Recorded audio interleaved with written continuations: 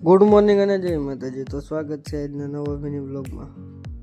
સવારના વાગી રહ્યા હતા 8 એટલે આપણે મસ્ત નાહી ધોઈને થઈ ગયા હતા તૈયાર કમ્પ્લીટ. બાબલા રેખા કરી લીધી, મંદિરે અગરબત્તી, પછી પી લીધી ચા. આપણે ચા વગર આપણો દી ન જાય.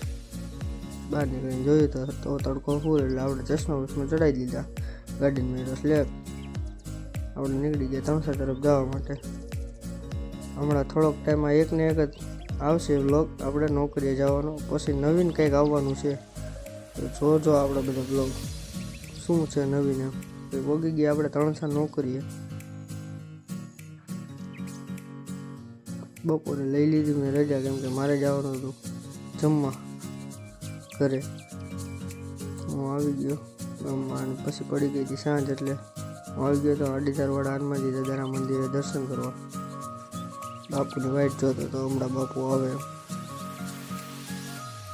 અહીંયા હું બેઠો પડી ગયો, તે બાપુ આવી ગયા અગરબત્તી કરવા. પછી મેં ઉગલ લીધું નગારું. આરતી પૂરી છે એટલે બાપુ જોતા હતા, કૂતરો આરામ કરતો હતો. આ છે અમારા અડીસારવાળા હનુમાનજી દાદા. જય હનુમાનજી દાદા.